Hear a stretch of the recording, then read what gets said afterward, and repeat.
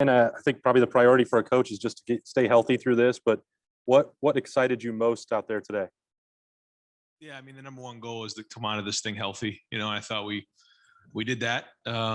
We kept guys for the most part upright. I held my breath on a couple plays, but we had a really physical spring, and I would say it was great to get out there and get in the stadium and play. But I think the most exciting part was getting back in the stadium and seeing the best damn band in the land, having some fans around, and just it felt almost normal out there today.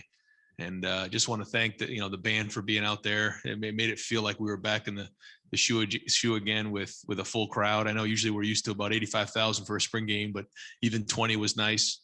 I know that there were a huge demand with the students. I really appreciate the students coming out and doing their part, even though there wasn't as many out there as they would have liked. And I know they sold a couple extra tickets, so appreciate the students coming out. But I'm just hoping that thing's full when we come back against Oregon here, and not too long. All righty, let's go next to Nathan Baird from Cleveland.com. Ryan, can you assess what you saw from your quarterbacks today, all three of the guys in the competition to start? Yeah, very similar to what this whole spring's been. Some good, some not so good. A lot of learning opportunities there. We tried to get a little bit of a 2-minute going at the end of the half, some red zone stuff.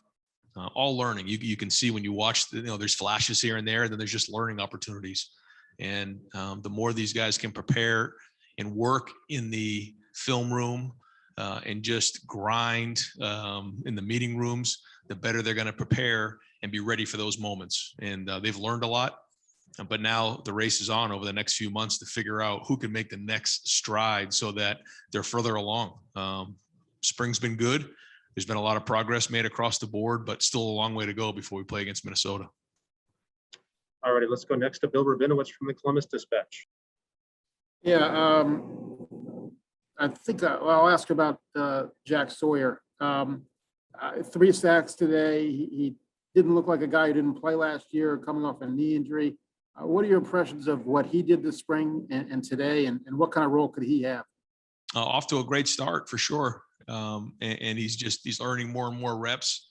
He's working his way up the depth chart.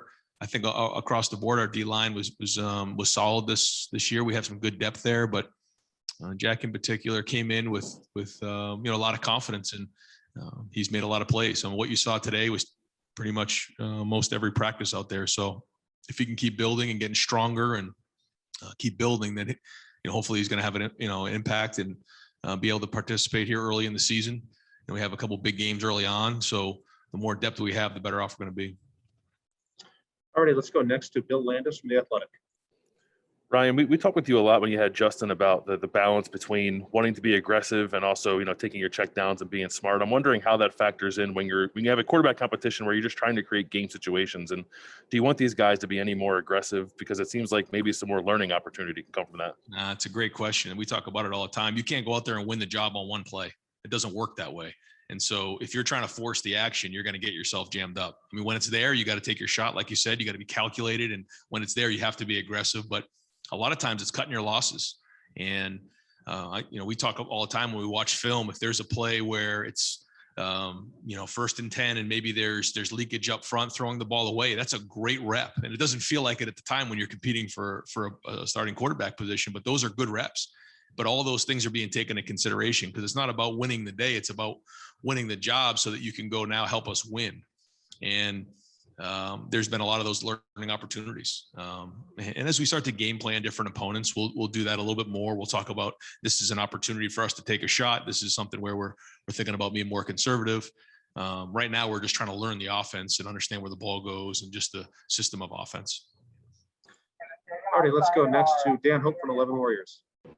Yeah, Ryan, just obviously, you saw CJ, for a year, this is Kyle's first time playing in Mizzou, but just for both of those guys to, have 2 touchdowns today, no interceptions, have the kind of consistency they did, how pleasing is that for you as a quarterback coach to see them, have that kind of performance?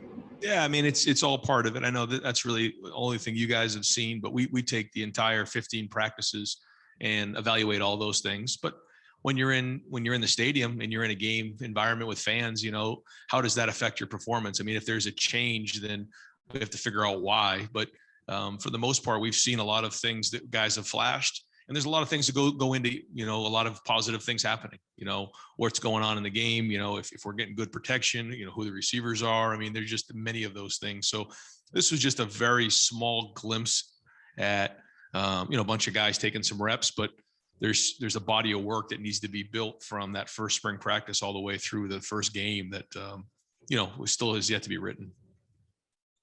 All right, let's go next to Patrick Murphy from 247.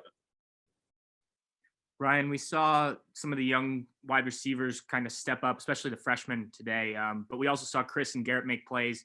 You guys have such depth, such talent at that position. Last year, you weren't able to spread that around. What is the focus going to be going into next year to get the ball to all of these different guys that you've got available? Well, I think they all understand that it's a team game, and the number one goal is to win the game. So, I've never heard any of those guys talk about getting their touches or getting theirs. It'll come naturally if they just work. One of the things that we've been focused on this off season is just, fundamentals, blocking, all the little things when the ball's not in your hand, and they've done that. And because of that, they end up getting more balls. It just works that way. But I do think the young guys have had a great work ethic. They have a great mentality and approach, and that's a good thing. They're providing depth, and the sooner those guys can come along, the more depth they can provide. They're only going to help the older guys get stronger, give them a break some point in the game so that then in the fourth quarter, they're at their best. And so I'm impressed with all the young guys. I think Marvin, Emeka, and Jaden have all shown that they have the ability to play this season. Now they're nowhere near they need to be. They got a lot way to improve over the next couple months, but a bright future there, I think. All right, we'll do two more for Coach Day. We got Thayer Munford coming up for you. Let's go to Rob Aller from the Columbus Dispatch. Hey, Ryan, you got so much talent on offense that you might think that the quarterback just has to be a game manager, but at this level, can you afford to just have a game manager, or do you have a guy that needs to be able to win games ultimately to go where you need to go?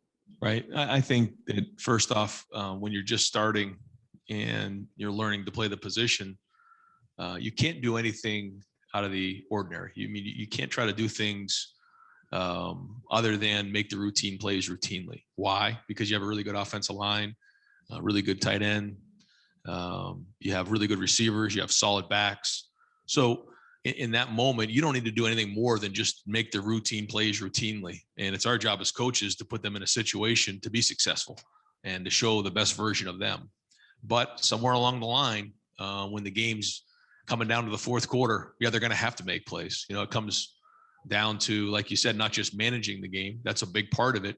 But if you want to go win the tough games and the tight games in the fourth quarter, you're going to have to make plays in a 2-minute drill. You have to throw really well in red zone, and you got to convert on third down. But, we're hoping early on that with the talent that's around the quarterback, that if he can just kind of keep the offense moving and get the ball into the right, skill players' hands and keep the chains moving, that's a great start. But like you said, eventually somewhere along the line, they're going to have to step up and win games for us. And so, but that's all part of the process. All righty, and final question for Coach Day to Stephen Means.